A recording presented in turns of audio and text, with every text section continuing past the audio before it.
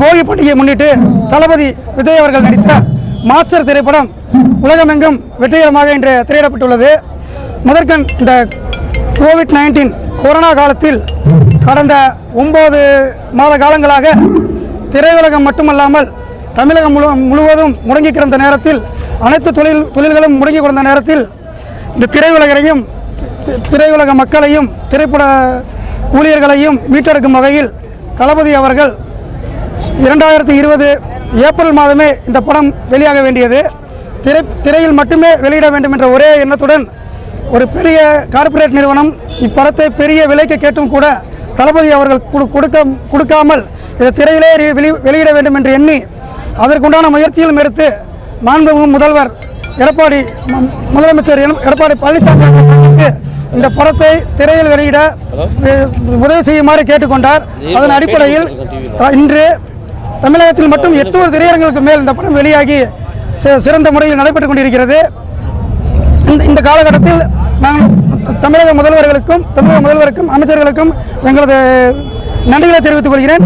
அதேபோல் இன்று கரூரில் இதுவரை கடந்த ஒரு 10 வருட காலங்களாக எந்த ஒரு ரசிகர் ஷோவோ ஸ்பெஷல் ஷோவோ இருந்ததில் ரசிகர்கள் திருப்திப்படுத்தும் முகமாக இன்று இந்த கரூரில் நம்மளது திரையரங்கில் 5 திரையரங்குகளில் காலை காட்சி ஸ்பெஷல் ஷோ 6 மணிக்கு ஏற்பாடு பண்ணி கொடுத்த தமிழக போக்குவரத்து துறை அமைச்சர் மாண்புமிகு எம்ஆர் விஜயபாஸ்கர் அவர்களுக்கு தளபதி விஜய் அவர்களின் சார்பாகவும்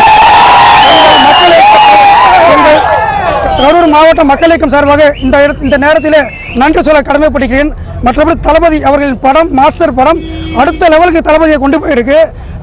ரசிகர்கள் மட்டும் அல்லாமல் லோகேஷ் கனகராஜனுடைய அவருடைய ஒரிஜினாலிட்டி குறையாமல் படத்தை கைதி படம் பார்த்தீங்களா, அதோட டபுள் கைதியாக அந்த படத்தை மாஸ்டர் கொடுத்திருக்கிறார். மாஸ் அண்ட் கிளாஸ்ன்னு சொல்லுவாங்க. படம் ஒரு அருமையான கருத்தை படத்தில் சொல்லியிருக்காரு. ஏன்னா அவங்க எல்லாத்துக்குமே தெரியும், அவருக்கு கோடிக்கணக்கான இளைஞர்கள் 18 வயசு 20 வயசு இளைஞர்கள் அவருக்கு ரசிகர்களாக இருக்கிறார்கள். அந்த இளைஞர்களை நல்வழிப்படுத்த வேண்டும், தவறான வழிக்கு செல்ல வேண்டாம், நல்ல வழியில் வர வேண்டும் என்ற ஒரு கான்செப்டை எடுத்துக்கொண்டு முக்கியமான கருத்தை இந்த படத்தில் அவர் பதிவு செய்திருக்கிறார். இதற்காகவே இந்த படம் சில்வர் ஜூப்ளி ஆகும்.